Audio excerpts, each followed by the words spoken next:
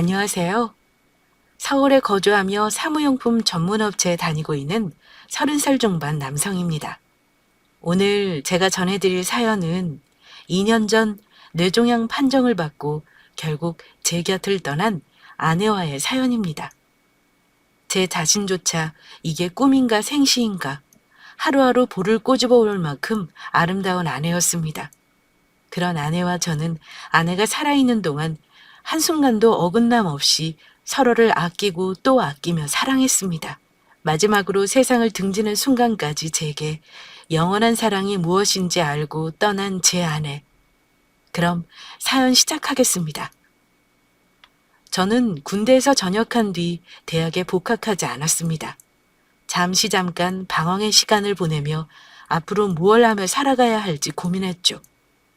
특별할 것 없이 그 나이 즈음 청년들이 의례 그렇듯 친구들을 만나 자주 술을 마셨고 또 여유가 있으면 함께 나이트클럽 같은 데를 다니며 음주 가무도 즐겼습니다.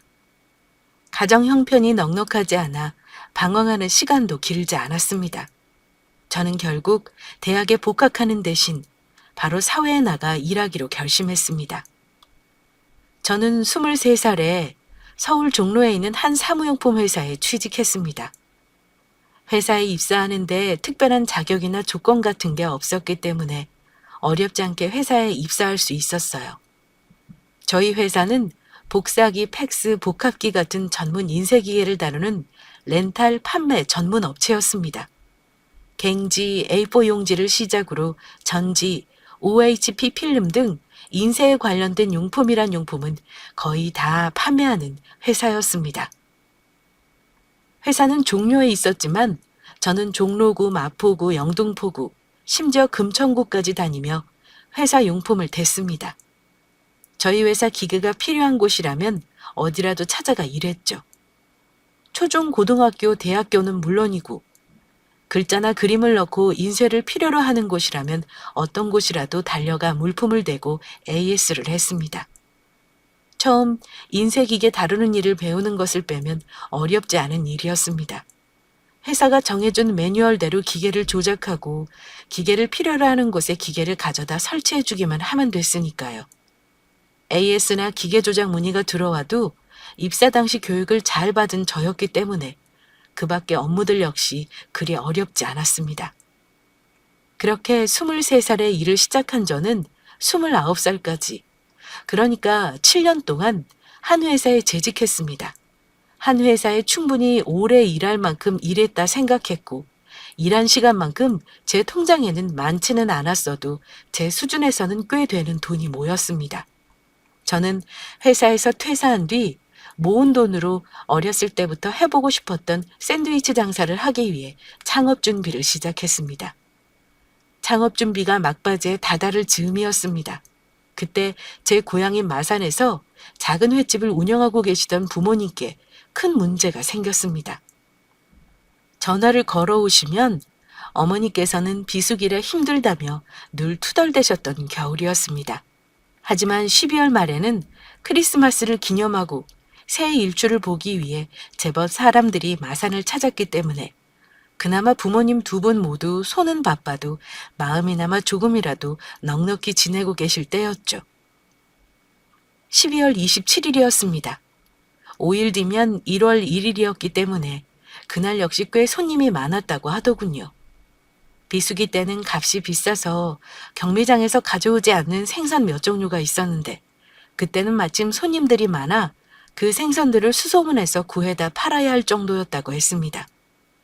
점심시간부터 영업을 마칠 때까지 가게가 붐볐고 바쁜 하루를 보낸 저의 부모님은 가게를 정리하고 집에 돌아오셔서 간단히 씻고 바로 잠자리에 드셨다고 했습니다. 하지만 새벽 4시경 저희 부모님 가게 옆에서 마찬가지로 횟집을 운영하고 계시던 여사님께 전화가 걸려왔답니다. 전화기 너머 그 여사님은 다급하게 어머니께 말씀하셨다고요. 이봐 정씨, 이걸 우야문 줬노. 빨리 가게로 온나. 지금 가게 난리다 난리. 활활 불타고 소방차 경찰차 오고 난리라 안 가나. 빨리 당장 가게로 온나. 가게 앞에 도착한 부모님은 바닥에 무릎을 꿇고 망연자실 넋이 나간 채 계셨다고 합니다. 저희 부모님 가게는 물론 양 옆에 있던 횟집까지 총 3가게가 모두 화재로 전소된 것이었죠. 화재의 원인은 끝내 밝혀지지 않았습니다. 경찰, 소방서, 구청 관계자는 단지 화재의 원인을 누선에 의한 화재라 추정하고 진단했을 뿐 끝끝내 정확한 화재 원인은 밝혀내지 못했죠. 당시 불분명한 화재의 원인을 다행이라 여긴 게 잘한 건지는 지금도 사실 모르겠습니다. 하지만 그 때문에 저희 부모님은 화재 귀책 사유를 소명할 수 있으셨습니다. 화재에 책임이 없으셨다는 말이죠. 하지만 문제는 화재 이후에 부모님께서 살아가실 삶이었습니다. 전소된 가게를 완전히 철거하고 정리하는 데만도 적지 않은 돈을 들인 부모님이셨습니다. 순식간에 바닥에 나앉았다. 아주 알거지가 됐다. 그 말이 딱 저희 부모님을 두고 하는 말 같았습니다. 화재로 가게를 잃은 저희 부모님은 얼마 되지도 않는 당신들 전셋집 돈마저 빼 화재 난 건물을 철거, 처리해 본래 주인에게 되돌려줘야 했던 겁니다. 마땅히 그렇게 했어야 하는 일이고 지금 역시 그때 제가 한 일이 참 잘한 일이라는 생각이 듭니다. 부모님께 새로 가게 하나 장만해 드릴 돈은 안 됐지만 부모님께서 편히 기거하실 전셋집은 다시 구해드릴 수 있는 돈을 갖고 있던 저였습니다. 부모님께 창원에 전셋집 하나 얻어드리고 보니 제 수중에는 다시 얼마 되지 않는 돈이 남게 됐죠. 회사에서 퇴사한 뒤 저는 하루하루를 희망에 부풀어 지냈습니다. 하지만 부모님 가게가 전소되는 사건이 터지면서 제 꿈에 메울 수 없는 커다란 구멍이 생겨버렸죠. 그렇다고 부모님을 원망할 수 있는 것도 아니었습니다. 아니 도리어 원인을 알 수 없는 화재 때문에 당신들 삶의 터전마저 모두 잃어버린 부모님을 위로해드려야 했죠. 창업 준비를 접은 저는 염치불구하고 다시 전 회사에 돌아와 일했습니다. 부모님 사건, 이루지 못한 꿈, 하루하루가 지겨웠습니다. 7년 동안 해오던 일과 그 지겨움을 매일매일 다시 반복해야 했죠. 창업할 희망에 매달 적금 붓는 재미라도 있었지만 회사에 다시 돌아온 저는 월급을 받아도 상여금을 받아도 전혀 즐겁지 않았습니다. 그저 숨이 붙어 있어 일하고 또 일하고 그저 일하기만 했을 뿐이었습니다. 잠에서 깨고 먹고 일하고 자고 먹고 일하고 자고 몸이 건조한 날들이 계속됐습니다. 그렇게 한 해가 갔고 다시 겨울이 찾아왔습니다. 12월이었습니다. 회사 근처에 미술학원이 하나 있었는데 12월 이전에는 2-3달에 한 번 갈까 말까한 작은 미술학원이었습니다. 저희 회사에서 되는 물건도 몇 안 됐고 학원에서 쓰는 저희 복합기도 아무 탈이 없어 AS 하러 갈 일도 거의 없었죠. 하지만 12월이 돼 보니 그 학원의 미대 입시 준비 화고들을 대기 위해 일주일에 적게는 3번, 많게는 5번까지 방문해야 했습니다. 그리고 운명적으로 저는 학원에서 아내를 처음 만나게 됐습니다. 처음 본 아내는 어깨까지 내려오는 머리를 끈으로 단정하게 묶고 있었습니다. 피부는 어찌나 하얗던지 혹시 어디 아픈 사람이 아닌가 물어보고 싶을 정도로 새하얀 피부를 갖고 있었죠. 진한 눈썹, 오뚝하니 잘생긴 코, 옅게 비치는 선홍빛 입술까지 어디 하나 빠지는 데 없는 아내였죠. 저는 그날 이후 아내 학원에 방문하는 날 아침이면 잠에서 깨 샌드위치 만들기에 바빴습니다. 만든 샌드위치를 잘 포장해서 회사 냉장고에 보관해 두었다가 아내 학원에 방문할 때 아내만 확인할 수 있는 학원 구석 작은 캐비닛에 샌드위치와 흰우유 500ml를 넣어두었죠. 사랑이었습니다. 제 삶에 첫사랑이 찾아온 거였습니다. 아내 학원에 방문한 그날 역시 별다를 것 없고 특별할 것 없이 그동안 해온 대로 캐비닛에 샌드위치와 우유를 두기 위해 캐비닛을 열었습니다. 캐비닛을 여는데 저는 잠시 놀란 채 서 있었습니다. 고스란히 비어 있어야 할 자리에 웬 노란 포스트잇 메모지가 한 장 붙어 있었거든요. 그 포스트잇에 이렇게 적혀 있었습니다. 사람이 사람을 좋아하면 좋아한다고 말을 해야지. 언제까지 샌드위치랑 우유만 두고 가실 거예요? 그동안 빵, 우유 잘 먹었어요. 제 전화번호 남겨요. 이쪽으로 메시지 남겨주세요. 근사하지는 않더라도 맛있는 밥 살게요. 아내가 적어 남겨둔 메모였습니다. 그 인연을 시작으로 저와 아내는 정식으로 교제를 시작하게 됐습니다. 아내는 저보다 7살은 어렸습니다. 대학을 갓 졸업했지만 미래에 촉망받을 만큼 재능 있는 작가였기 때문에 대학을 졸업하자마자 종로 근처에 화방과 학원을 낸 사람이었습니다. 아내는 기품 있고 또 순한 사람이었습니다. 또 더없이 지적인 사람이었습니다. 하지만 자신의 일이나 경제적인 일을 처리할 때만큼은 어떤 누구보다 차갑게 느껴질 정도로 냉정한 판단을 내리는 현명한 여자이기도 했습니다. 연애를 시작하고 아내를 따라 서울, 대전, 대구, 부산 할 것 없이 유명 전시회가 열리는 곳이라면 어디든 아내를 태우고 다녔습니다. 그림 같은 것에 소양이 있으리 만무했던 저는 말 그대로 아내를 차에 태워 전시회에 데려다 줬을 뿐 함께 전시회에 들어서면 까막눈이 돼서는 아내가 혹시 제게 어떤 질문이나 하지 않을까 하고 전전긍긍해했죠. 또 아내는 참 많이 읽고 또 쓰는 여자였습니다. 미술대학 실기 입시로 하루하루 바쁜 시간을 보내고서도 아내는 저의 집에 오는 날이면 언제나 책 읽는 건 물론 거르지 않고 글을 썼습니다.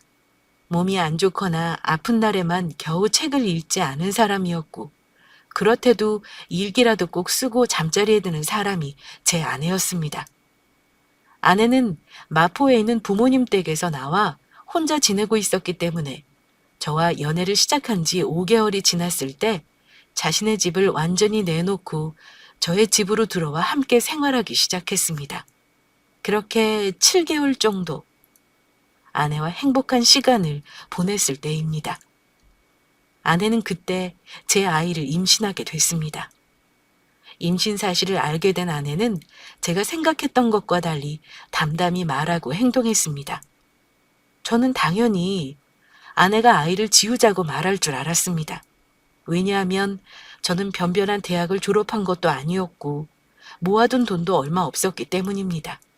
그나마 아내에게 열등감과 자격지심을 갖지 않을 수 있었던 게 한 가지 있었다면 7년 넘게 한 회사에 재직했다는 사실뿐이었죠. 제가 생각했던 것과 정반대로 아내는 담담히 아이를 잘 낳아 키우고 싶다 말했습니다. 잠시 앞으로 내가 아내와 태어날 아이를 감당할 수 있을까 고민했지만 그것도 잠시였습니다. 아내를 누구보다 사랑하고 있었기 때문입니다. 그리고 아내 몸에 잉태된 아이를 잃고 싶지 않았습니다. 결혼 허락을 받기 위해 아내의 집에 방문한 날이었습니다. 아내는 중산층 가정에서 태어나 서울 유명 대학에서 서양화를 전공한 여자였습니다. 장인 장모 두 분 역시 교육받으신 분들이셨고 각자 국공립 초등학교에서 교감 교장 선생님으로 일하고 계셨어요. 그 사실을 앞서 알고 있던 저는 장인 장모님 댁에 들어가기도 전에 푹 하고 고개를 숙이고 아내와 집 앞에 우두커니 서 있었습니다. 괜찮아. 우리 엄마 아빠 보는 게 뭔 큰일이라고. 바보. 얼른 와. 그런 게 유전될 리는 없겠지만 장인 장모 되실 분들 역시 아내와 마찬가지로 체신 있고 기품이 있으신 분들이었습니다. 장모님 얼굴을 보고 있으면 왠지 모를 주눅이 저절로 들 정도로 특히 장모님은 고상하고 우아하신 분이셨습니다. 장인 장모 댁에 방문해 거실 소파에 앉은 지 채 30분도 지나지 않아 두 분 모두 결혼을 허락할 수 없다 말씀하셨습니다. 제 직업이며 나이, 현재 보유하고 있는 재산 등등. 당연히 장인 장모 두 분 모두 결혼을 수락할 리 없으셨죠. 당연히 그렇게 될 거라 생각하고 있던 저는 장인 장모님 말씀을 듣고 나서 오히려 마음이 편안해졌죠. 거두절미하고 간단히 말하겠네. 윤지랑 헤어지게. 나는 자네에게 더 보태고 싶은 말이 없어. 알아서 자네 스스로 윤지와 헤어져 주게. 아빠, 지금 무슨 말씀하시는 거예요? 아무리 아빠라지만 어떻게 이렇게 사람한테 함부로 해요? 엄마, 아빠, 두 분 앞에서만 모욕 주면 됐지 왜 내 앞에서조차 이 사람 모욕감 들게 하냐고요? 정말 나빠요. 조용히 못해? 너 지금 제정신이야? 소리 소문 없이 지낸다고 갑자기 찾아와서는 뭐라고? 결혼을 허락해달라고? 아이 낳고 이 사람이랑 살려거든 네 집, 학원. 네가 학원에서 번 돈 전부 다 토해내고 당장 나가라. 그렇게 교육대학 진학해서 평범한 선생 되길 바랬건만 무슨 그림을 그린다고. 그나마 딸 하나 있는 거 내가 지금 이 꼴 보자고 너 대학 졸업시킨 줄 아냐? 당장 이 집에서 나가! 저와 아내는 쫓겨나다시피 해 장인 장모님 집을 나섰습니다. 그런 아내는 이틀도 지나지 않아 집, 학원, 재산 같은 건 이제 모두 필요 없다며 아이를 낳겠다고 말했습니다. 다시 한번 생각해봐, 윤지야. 그래, 네 말대로 결혼식, 혼인신고 그런 게 다 무슨 소용이야. 하지만 네가 아이 낳고 매일 아이, 나랑 얼굴 맞대고 한 집에서 부대끼며 사는 건 또 다른 문제야. 네가 갖고 있는 걸 모두 포기해서라도 우리 아이 낳고 싶고 그만큼 나 사랑해주는 것도 알아. 눈물겹도록 잘 안다고. 하지만 윤지야, 그래도 다시 한 번만 더 생각해봐. 지금 당장은 우리 좋아 죽고 못 살지만 그거 영원한 것도 아니야, 사랑. 제 말을 들은 아내는 천진난만한 아이 얼굴이 돼 말했습니다. 웃겨, 김규석. 영원한 사랑? 그런 건 또 무슨 소용이야? 그런 건 다 말장난이야, 말장난. 하루하루 오빠랑 웃고 떠들고 밥 먹고 함께 잠자리 들고 이런 하루가 사랑이야. 잘 알지도 못하면서 바보. 결혼식도 혼인신고도 다 필요 없어. 난 이제 오빠랑 세상에 올 아이만 있으면 그걸로 충분해. 냉정하게 생각해. 너 오빠 얼마나 벌고 있고 또 앞으로 우리 태어날 아이 위해서 오빠가 얼마나 돈 쓸 수 있고 모을 수 있는지 너도 잘 알고 있잖아. 아이 태어나면 육아 때문에 넌 일도 못할 거고 우리 생활 정말 빠듯해질 거야. 아니, 빠듯한 게 아니라 지겨워질 수도 있어. 지겨워질 정도로 가난하게 지낼지도 모른다고. 됐네요. 가난 같은 거 생각했으면 내가 지금 당신 아이 임신해서 이렇게 당신 옆에 붙어 있겠어? 그래. 오빠 말대로 직접 겪어봐야 알겠지. 그 가난이란 거. 얼마나 사람을 지치게 하고 사는 게 지겨워지도록 만드는지 겪어봐야 알겠지? 근데 난 우리가 가난하게 지낼 거라 생각하지 않아. 내가 아는 오빠는 어떤 누구보다 성실한 남자고 선한 사람이야. 설사 당신이 사고든 사건이든 어떤 일 때문에 일할 수 없게 된다고 해도 그때는 내가 일하면 돼. 이래봬도 나 진짜 한때 진짜 잘 나가던 신진 작가였거든? 윤지야, 사랑만으로는. 제 말을 끄는 아내는 이어 말했습니다. 학력, 직업, 재산 그런 거 생각했으면 당신 만나지도 않았어. 임신한 사실 당신한테 말하지도 않았을 거고 사랑이면 돼. 내가 아까 말한 사랑. 함께 웃고 떠들고 함께 맛있는 거 먹고 따뜻한 잠자리에 나, 아이, 당신 이렇게 우리 셋이 오붓하게 잠자리에 드는 거. 우리 사랑으로 내 몸에 이 세상에 온 아이야. 꼭 환한 세상 보여줄 거야. 그게 내 몫이고 사랑이야. 그렇게 저희 첫째 아이 원희가 태어났습니다. 만 달을 채우지 못하고 태어난 원희였지만 다행히 큰 문제 없이 잘 자라주었습니다. 다른 임산부들처럼 산후조리원에서 한 몇 주, 한 달 정도 산후조리를 받아야 하는 아내였지만 아내는 출산 뒤 딱 3일 산후조리원에서 지내다 초란 저의 집으로 돌아와 원희와 함께 생활하기 시작했습니다. 원희를 양육하는데 적지 않은 돈이 들었습니다. 기본적으로 필요한 분유, 기저귀 값은 물론이고 예방접종, 선천성 천식 치료를 위해 드는 비용이 만만치 않았습니다.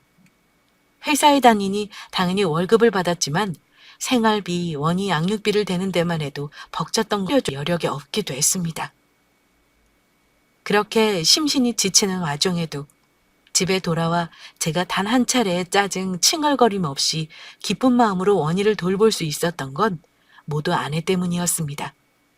아내는 산후조리원에서 돌아와 원희와 함께 생활하며 단 한순간도 웃음을 잃지 않으려고 노력했거든요. 모든 아이의 엄마 아빠가 그렇듯 잠들만 하면 깨고 잠들만 하면 깨고 하는 아이. 몸져 눕고 싶을 정도로 피곤할 때 딱 때를 맞춰 배변하는 원희.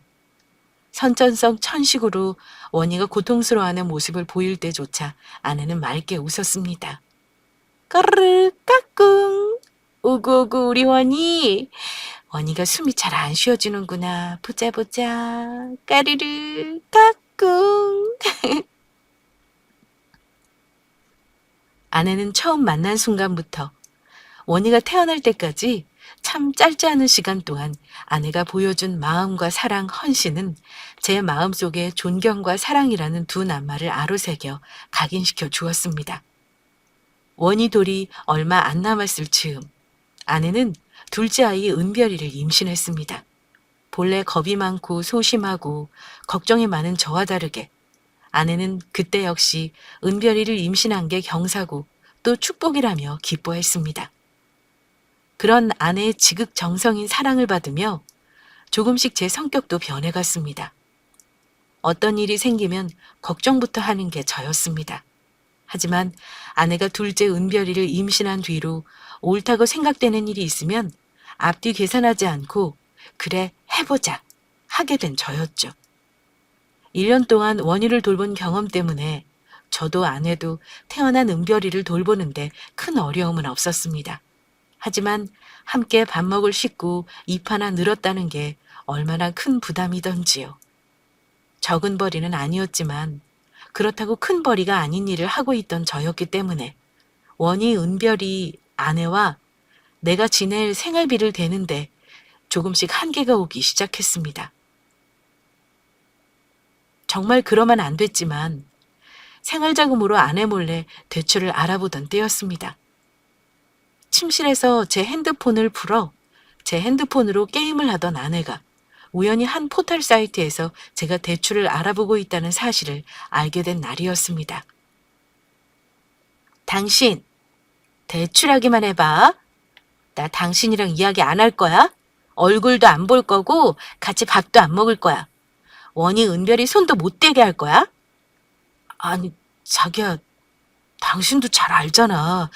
이제 많이 붙이는 거 잠깐 몇백만 원이라도 융통해서 써야 원희도 별이도 당신이랑 나도 좀 사람답게 살지. 됐네요. 대출하기만 해봐 진짜. 당신 나 미대 차석 졸업한 거 알아 몰라. 나 이미운지야. 미래가 촉망되던 신인 작가였다고. 틈틈이 시간 날 때마다 여기저기서 일 받아서 디자인이든 그림을 그리든 조금씩 하면 돼. 많이 보태면 안 되겠지만 그래도 지금보다 훨씬 나아질 거야.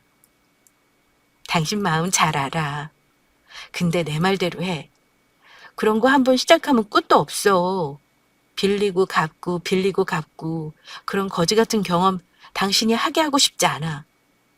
자기야, 우리 조금 어려워도 이 시간 잘 흘려보내자. 응? 알았지 자기야? 아내의 말을 들은 저는 아내를 안고 눈물을 흘리지 않을 수 없었습니다. 도대체 어디서 이렇게 좋고 또 좋기만 한 여자가 제 아내가 된 건지 감사하고 감사한 마음에 눈물을 흘리지 않을 수 없었던 거죠. 지고지순한 아내의 사랑, 부족함 없는 크고 큰 사랑. 누군가 그 사랑을 시샘했던 것일까요? 아내는 은별이가 태어나고 3개월쯤 지나 종종 제게 두통을 호소하기 시작했습니다. 요즘 왜 이렇지? 나 월경하려면 아직 한참 남았는데 감기 기운도 없고 요즘 거의 맨날 가끔씩 못 견딜 정도로 새벽에 머리가 아파. 자고 일어나서도 계속 아프고 어쩔 때는 갑자기 너무 추워져서 사시나무 떨도 떨 때도 있다니까? 야, 바보야. 그럼 진즉에 병원에 갔어야지. 으이, 그 바보. 오늘 목요일이니까 내일 당장 월차 쓰는 건 좀 그렇고 월요일에 월차 낼게. 같이 꼭 병원 가보자. 음, 웬만하면 그냥 참고 말겠는데 이번에는 병원 가봐야 될 것 같아. 요즘 바로 코앞에 있는 것도 잘 안 보일 때가 있다니까? 어지간해서는 어디 한번 아프다 말한 적 없던 아내였습니다. 그렇게 제게 솔직하게 두통을 호소할 정도로 아내는 상태가 좋지 않아 보였습니다. 저는 아내 상태가 심각하다고 느껴 근처에 있는 대학병원에 가려 했지만 아내는 먼저 동네에 있는 신경외과부터 가자고 제게 말했습니다. 형편이 좋지 않아 검사 비용이 부담될 것 같다는 이유에서였습니다. 신경외과에 방문해 의사의 간단한 검진을 받는데 의사의 표정이 좋지 않았습니다. 아내는 자신이 앓고 있던 통증을 하나하나 의사에게 말하기 시작했습니다. 아내의 이야기를 모두 들은 의사는 진료실 안에 있는 침상에 아내를 눕게 했고 두 손으로 아내의 머리 이곳저곳을 눌러보며 여기 아프세요? 여기는 어떠세요? 질문했습니다. 또 아내의 얼굴 이곳저곳을 눌러보며 여기 느낌 있으세요? 여기는요? 하며 질문했습니다. 아예 아내를 침상에 일으켜 세운 의사는 이번에는 서 있는 아내에게 옆으로 두 팔을 뻗게 하고 앞으로 나란히 자세를 만들게 해 오른손 힘줘 보세요. 왼손 힘줘 보세요. 자, 있는 힘껏 제 손바닥 밀어보세요. 말했습니다. 검사가 모두 끝났던지 의사는 저희 부부를 의자에 앉히고 나지막한 목소리로 말했습니다. 알고 오셨는지 모르겠지만 저희 병원은 의원급 병원입니다. 신경외과지만 당장 아내분이 앓고 계신 두통 정밀하게 검사할 수 있는 장비가 준비되어 있지 않아요. 아내분 증상으로 봐서는 간단한 두통 문제가 아닌 것 같습니다. 병원 나가셔서 사거리 조금 지나면 대학병원 있는 거 아시죠? 그 병원에 가셔서 정밀검사 받아보셔야 할 것 같습니다.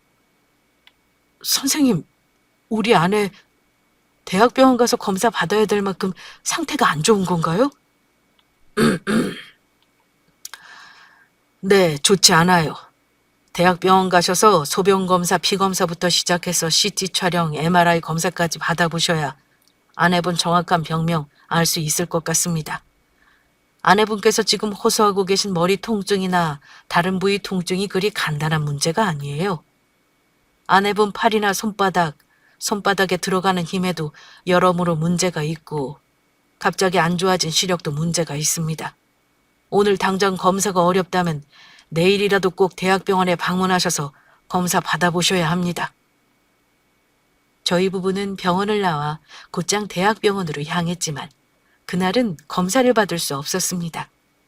아내가 금식을 하지 않는 상태였기 때문입니다. 그날 밤 회사 부장님께 전화를 드려 하루 더 월차를 내겠다고 말하고 다음 날 아내와 다시 병원에 방문했습니다. 저희 부부는 병원 의사를 만나 간단히 이야기를 나눴고 전날 방문한 의원에서 써준 진료 소견서에 따라 CT와 MRI 검사부터 시작하게 됐습니다. 검사 결과 아내의 병명은 뇌종양이었습니다. 정확히 말하면 악성도가 가장 높은 교모 세포종 뇌종양이었습니다. 검사 결과가 나오자 의사는 저희 부부를 앉혀두고 앞으로 어떻게 치료할 건지 방법을 말하기 시작했습니다. 죄송합니다만 아내분께서 시간이 얼마 남지 않았다는 말씀부터 드려야 할 것 같습니다. 미세 뇌수술이나 정의 뇌수술 같은 정밀 수술이 별 의미 없을 만큼 아내분 종양이 커져 있는 상태입니다. 또 종양 주변으로 암 퍼진 상태라서 천막 상부와 하부, 좌방구와 우방구 사이사이까지 암이 전이되어 있는 상태입니다. 방법은 두 가지입니다. 먼저 상태 악화를 최소화할 수 있도록 병원에 입원하셔서 방사선 치료와 항암 치료를 받으시는 방법이 있습니다. 또 한 가지는 정말 죄송한 말씀입니다만 역시 상태 악화를 최소화할 수 있는 약을 처방받아 복용하시면서 일상을 돌아가 마지막을 준비하시는 겁니다. 소견상 시간이 얼마 남지 않았습니다. 유감스럽지만 3개월이 채 안 될 겁니다. 이렇게밖에 말씀드리지 못해 정말 죄송합니다. 저는 오랜 설득 끝에 겨우겨우 아내를 병원에 입원시킬 수 있었습니다. 아내가 건 전화를 통해 아내가 뇌종양에 걸렸다는 사실을 전해들은 장인 장모님은 곧장 병원으로 달려오셨습니다. 제가 자리를 비운 사이 장인 장모님은 병실에서 아내와 1시간 가까이 이야기를 나누셨습니다. 병실에서 나온 두 분을 뵙는데 장인어른 얼굴에는 피로가 가득해 보였고 장모님 눈가에는 눈물 자국이 얼비쳤습니다. 댁으로 돌아가시기 전 장인 어르신은 제게 말씀하셨습니다. 내 더 할 말 없네. 윤지가 저 지경 되도록 다 헛배우고 헛인생 산 나랑 아내 때문에 윤지가 저렇게 됐어.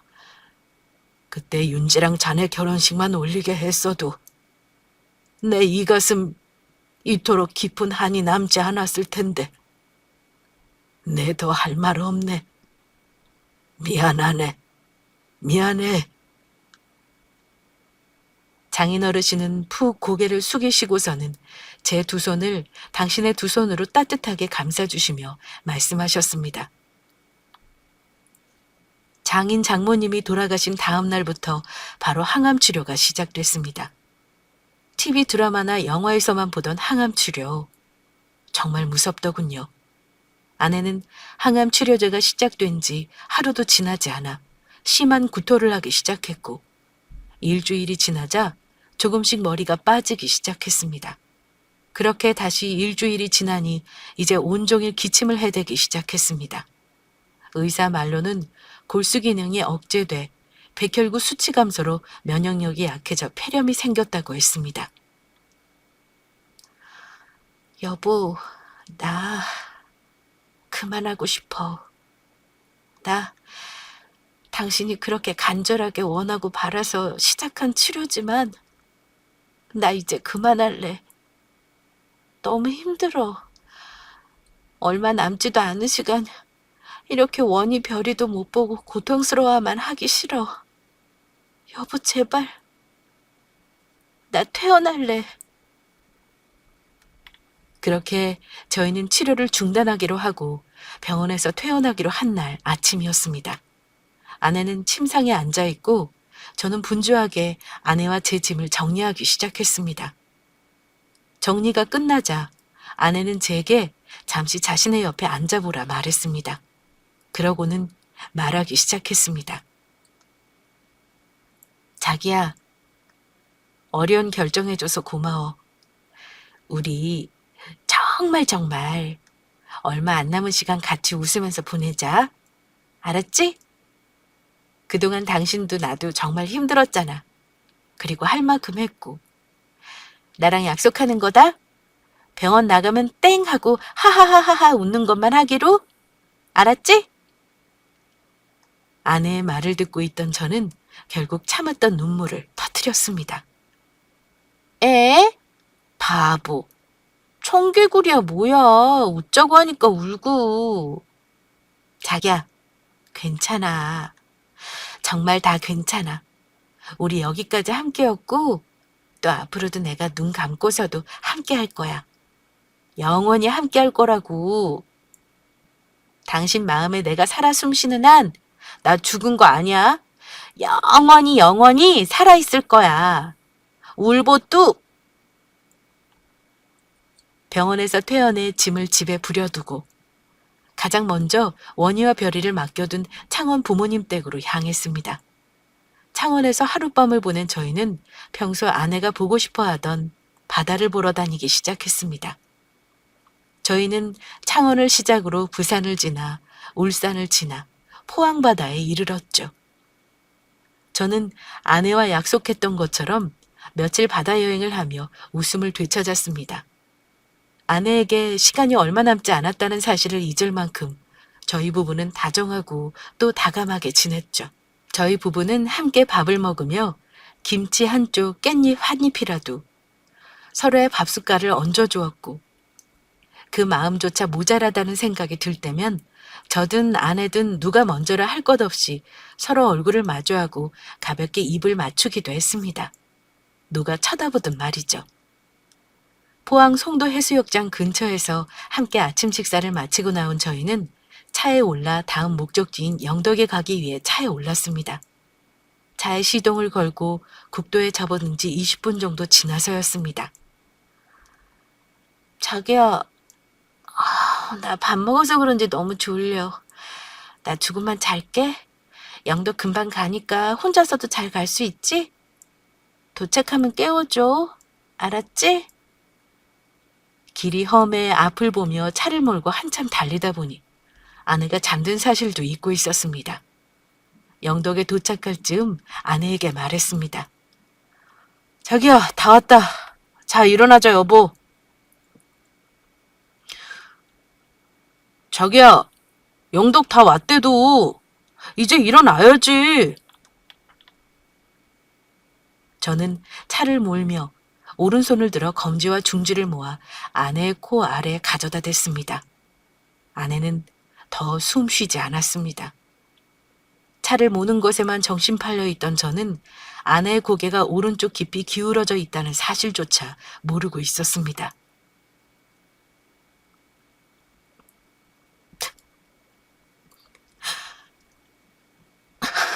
뭐가 그렇게 바쁘다고 그렇게 가냐? 멍청이. 우리 애기 잘 자라고 자장가라도 좀 불러줄걸. 바보 같은 놈. 한심한 놈. 그깟 운전이 뭐라고. 한번 눈가를 비집고 터져나온 눈물은 멈출 줄 몰랐습니다. 어디로 향하고 있는지, 어디로 가야 하는지 그런 것 따위 알고 싶지 않았습니다. 울며 또 울며 그저 길이 난 대로 차를 몰고 달렸습니다. 한참을 내달리다 한적한 국도 갓길에 차를 댄 저는 마음을 가라앉히기 위해 심호흡을 했습니다. 그러고 핸드폰을 열어 장인 장모님께 전화를 걸었습니다. 아내의 장례식장에는 많은 사람들이 찾아와 줬습니다. 제 지인들은 많지 않았지만 아내의 대학 선후배, 교수들, 아내가 잠시 가르쳤던 많은 제자들이 장례식장에 와줬습니다. 웃기도 또 울기도 하면서 서로를 위로해주고 덕담도 주고받으며 먼저 떠난 아내를 추모해줬습니다. 그렇게 장례를 마치고 일상으로 돌아온 저는 부모님께 다시 원유와 별이를 맡기고 마음을 정리하기 위해 며칠 강릉에 가 있기로 했습니다. 강릉에 도착해서 저는 숙소를 잡고 침대에 누웠습니다. 막상 침대에 누우니 아내가 죽었다는 사실이 아무렇지 않게 느껴졌습니다. 실감나지 않았습니다. 아내를 떠나보내느라 쏟았던 그동안의 눈물이 허무하게 느껴질 정도였습니다. 당장 핸드폰 벨이 울리고 전화기 너머 아내가 자기야, 김규석 하고 말해줄 것 같았습니다. 팔을 베고 모로 누워 눈을 감자 바닥까지 모두 마른 줄 알았던 눈물이 다시 뺨을 타고 흘러내리기 시작했습니다. 살면서 몇 번 죽고 싶다 말해본 적 없던 저였지만 정말이지 할 수만 있다면 다시 한번 아내를 만날 수만 있다면 그렇게라도 하고 싶었습니다. 한참을 울다 정신이 든 저는 핸드폰을 열어 핸드폰 바탕화면에 있는 저희 가족 사진을 내려다봤습니다. 돌아가야 했습니다. 원희와 별이가 있는 곳으로 말입니다. 아내의 말대로 저희 사랑으로 세상에 방문해준 두 아이 손을 잡아주기 위해 품에 따뜻하게 품어주기 위해 돌아가야 했습니다. 그렇게 아내를 보내고 1년 그리고 보름이 지난 어느 날이었습니다. 일상으로 돌아온 저는 여느 날과 다를 것 없이 차를 몰고 고장난 복합기를 고치러 가던 중이었습니다. 사거리 신호를 받고 교차로를 빠져나갈 때 핸드폰 알림이 울렸습니다. 광고 알림이라고 생각했던 저는 알림을 무시하고 복합기 AS를 받기로 한 초등학교에 도착했습니다. 차에서 내리기 전 핸드폰을 열어 알림을 확인했습니다. 알림은 광고 알림이 아니었습니다. 제가 잘 사용하지 않던 한 포털 사이트의 메일 수신 알림이었습니다.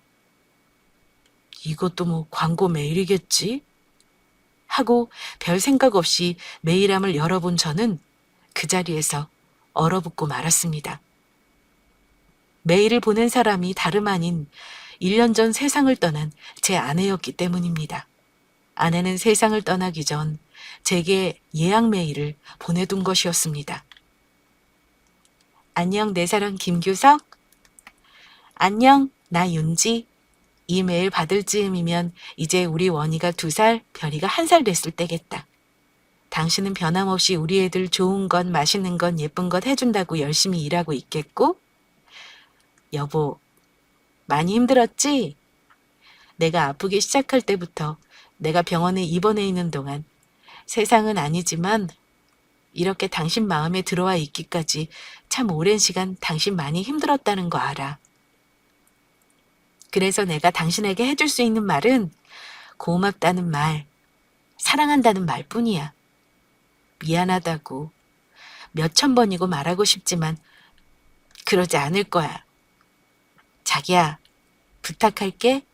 우리 원희 별이 훌륭한 어른으로 클 때까지 꼭 늘 옆에 있어줘야 돼. 알겠지? 그때가 되면 내가 당신에게 사과할게. 당신 스스로 너무 많은 짐을 지게 해서 미안했다고. 정말 너무 미안했다고. 학교에 도착하기로 한 시간을 지나 2시간을 차 안에서 흘려보내고야 겨우 학교에 들어가 일할 수 있었습니다. 터진 눈물을 흘려보내야 하는데 떠난 아내를 그리워하는데 더 많은 시간이 필요했지만 어쩔 수 없이 저는 눈물을 그치고 일하기로 한 학교로 향했습니다.